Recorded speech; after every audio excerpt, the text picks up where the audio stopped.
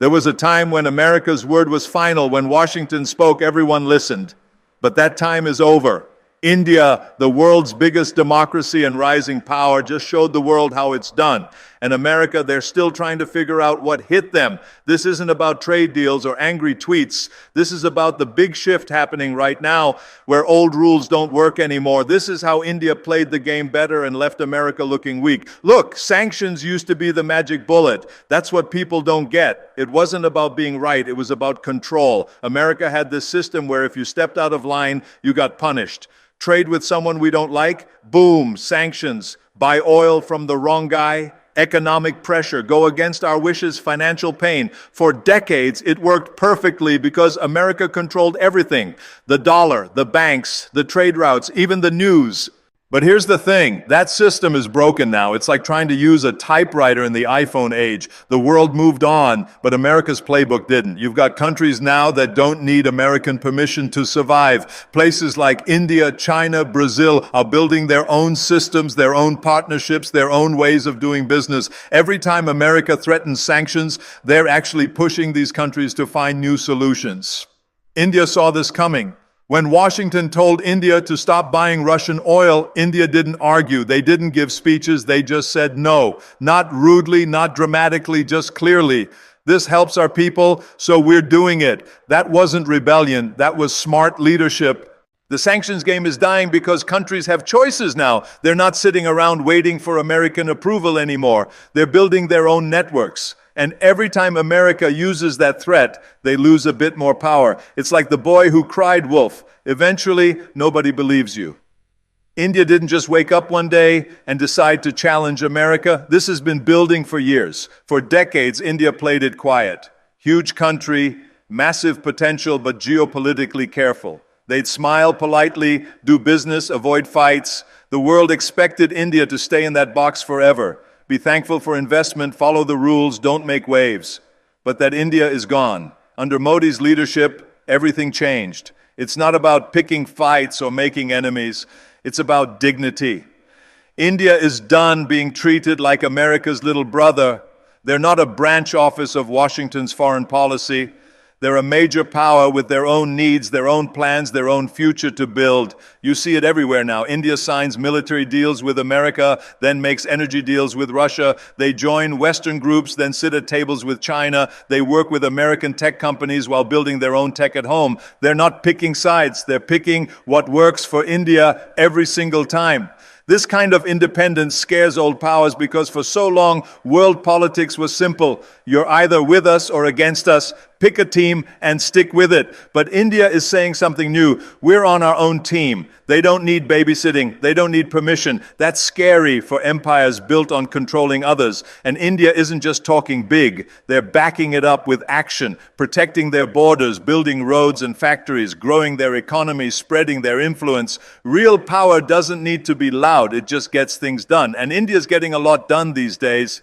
When India refused to stop buying Russian oil, it wasn't just about energy. It showed something much bigger. American influence is cracking. Trump's reaction proves it. Trump works on one simple idea. Power means respect. You threaten, people back down. You pressure, people give in. You show strength, the world falls in line. That's the old way, and it worked for generations. America was the only option. If Washington wanted something, countries delivered, not because they loved America, but because they had nowhere else to go. But now they do. And when India kept buying Russian oil despite American anger, it broke that old system wide open. Trump saw this as betrayal. In his mind, friends should follow orders. America puts money in your economy, buys your stuff, gives you access to our markets, and you pay us back by doing what we say. Simple deal. But India didn't play along. They bought Russian oil. Lots of it, even when Western news channels went crazy about sanctions. Why? Because it made sense. It was cheaper, steady, and helped regular Indians. So Trump hit back with tariffs. 25% increases, trade blocks, financial threats. Classic American move, do what we say or get hurt. But here's the problem. It didn't work. India didn't panic or give up. They held their ground. And that's why Trump's really mad. Not because India said no, but because American threats don't scare big countries anymore. This is the new world. The weapons that gave America total control are getting weaker. Tariffs, sanctions, military shows, money pressure, these tools are losing their bite, especially against countries like India that are strong economically, confident politically, and no longer need American approval to survive. Trump's anger shows a bigger truth. The one superpower world is dead. The days of one country telling everyone else what to do are over, and leaders who still think in us versus them terms can't handle what's coming next. Energy runs everything. That's the real bottom line. You don't power a country on good intentions or nice speeches. You power it on fuel. India gets this better than most people in Washington. India's energy deals with Russia aren't some anti-American move. It's smart business based on what India needs. You've got 1.4 billion people in India. One of the fastest growing economies anywhere. Huge energy needs for factories, roads, power, everything. If you want to help millions of people live better lives, you need energy that's cheap, reliable, and secure. Russia, blocked from Western markets, was offering exactly that. Big discounts, sometimes 30% below normal prices. While Europe was struggling to find expensive energy, dealing with shortages and high prices, India locked in cheap oil deals, quietly, smoothly, no fuss. That's not choosing Russia over America. That's choosing Indian people first, which is what any government should do. But Washington saw it differently. They wanted everyone to boycott Russia completely, expecting countries to hurt their own people for American foreign policy goals. India said no. They paid in rupees and rubles, skipped the dollar system, and dealt directly with Moscow. That's innovation. That's independence. And that's a threat to American control. Because if India can buy Russian oil outside the American system and make it work, others can too. And that's the real danger for Washington. It's not about the oil. It's about the example. What India built is a new model. One where smart economics beats political pressure. One where countries put their own people first instead of following someone else's rules. The biggest mistake Washington made wasn't about oil or tariffs or Russia. It was about assumptions. They assumed India would obey, that pressure would work, that India would act like a junior partner in a system run by the West. That assumption, that old-fashioned 20th century thinking, is falling apart in real time. For decades, American foreign policy was built on influence. Soft power, hard power, economic power. Washington got so used to setting the rules that they forgot to check if anyone still wanted to play the game. They thought countries like India would always need their approval, that they'd trade freedom for access, loyalty for investment, obedience for inclusion. But India isn't interested in being managed anymore. This isn't the 1990s. India isn't struggling to find its place. It has one. It earned it. Fifth largest economy in the world, soon to be third. Biggest democracy, nuclear power, space power, tech power. They don't need a seat at someone else's table. They're building their own. And Washington didn't see it coming. They thought tariff threats would scare India away from Russian energy deals. They thought sanctions, pressure, and media attacks would force compliance. But all that did was show how little America understands the new India. India didn't panic. They didn't lash out. They didn't even get emotional. They just kept going, quietly, confidently, precisely. Because this isn't about confrontation, it's about conviction. India's leaders made it clear, national interest comes first, always. And that means deciding who to trade with, who to work with, and how to handle world politics without asking anyone's permission. And here's where the mistake gets even bigger. Washington assumed their influence would last forever, that economic control was permanent. But in a world with multiple power centers, no single country has that kind of leverage. Trade can shift. Partnerships can change. Technology can spread power faster than any government can control it. And India gets that. They're playing the long game. This isn't about emotions or reactions. It's about evolution. When America responds with threats and punishment instead of respect and dialogue, it shows their weakness. It proves they still see power as a pyramid with them on top giving orders. But India doesn't work like that. They don't need to knock America down. They just need to stand up for themselves. And that's exactly what they're doing. India doesn't want to rule the world. That's what makes them different. They just want to be left alone to run themselves, to build, to grow, to innovate on their own terms. And that's a revolutionary idea in a system built on influence, interference, and control. The real proof of power isn't how loud you are, it's how much weight your silence carries. And India's silence lately has been deafening. They don't respond to every criticism. They don't explain every move. They just act and let the results speak. And the results are speaking loud and clear. India is landing spacecraft on the moon. They're building the world's biggest digital system. They're sending out vaccines, software, satellites, and solar panels. They're feeding 1 billion people and educating hundreds of millions. This isn't potential anymore, it's performance. So when people say India is rising, they're already behind. India isn't on the runway, they're already flying.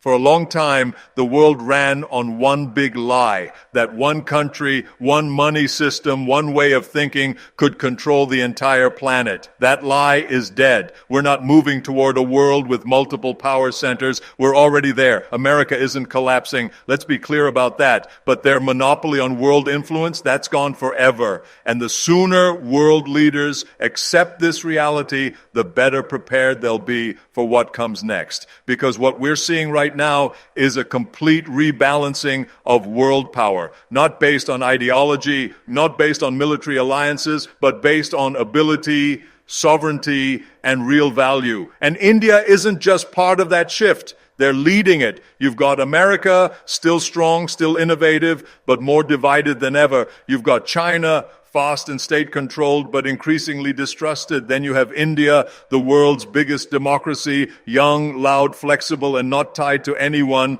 His playbook. This is what makes right now so important. We're not just seeing new partnerships. We're seeing the birth of new centers of power, new circles of influence. India's deals with Russia on energy, with America on tech, with the Middle East on trade, with the global South on diplomacy. That's not contradiction. That's a blueprint for how diplomacy works after the one superpower era.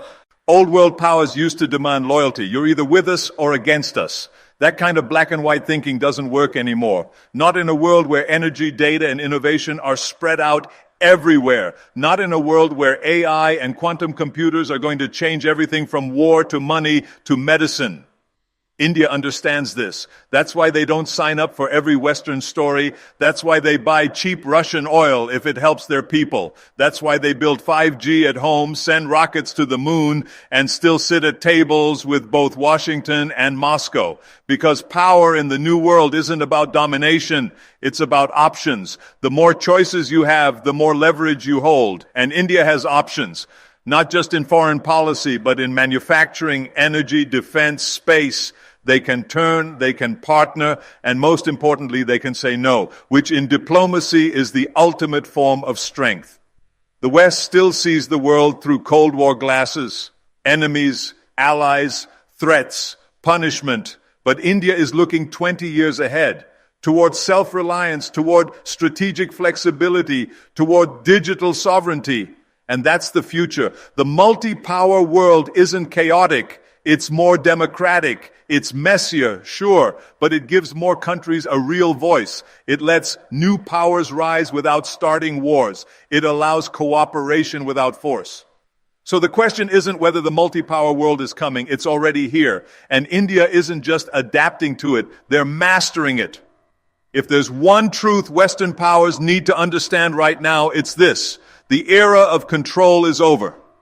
You can't sanction your way to loyalty anymore. You can't shame nations into obedience. And you definitely can't lecture rising powers while ignoring your own problems. And if the West wants to stay relevant in this equation, it needs to adapt. Start by treating emerging powers as ours as equals, not as junior partners. Stop framing world leadership as a one-way street. Recognize that cooperation can exist without alignment, that friendship doesn't require submission. The world isn't run by one power anymore. It's not even run by two. It's becoming multi-directional, decentralized, distributed, and dynamic. And India is one of the architects of that future. The West can get angry. It can issue warnings. It can throw around sanctions. But here's the truth. Washington hasn't fully accepted yet. The era of control is over. You can't bully 1 billion+ people into submission. You can't tariff away sovereignty. You can't sanction independence out of existence. India is playing the long game. They're not reacting emotionally. They're calculating, building, thinking generationally, not just politically. And that's what real power looks like now. It's not about dominance. It's about resilience. It's not about obedience. It's about self-mastery. It's not about fear. It's about vision. India has that vision, and they're no longer afraid to act on it. So yeah, Trump might be furious. The West might be frustrated. But India is just getting started. There was a time when America's word was final. When Washington spoke, everyone listened, but that time is over. India, the world's biggest democracy and rising power, just showed the world how it's done. And America, they're still trying to figure out what hit them. This isn't about trade deals or angry tweets. This is about the big shift happening right now, where old rules don't work anymore. This is how India played the game better and left America looking weak.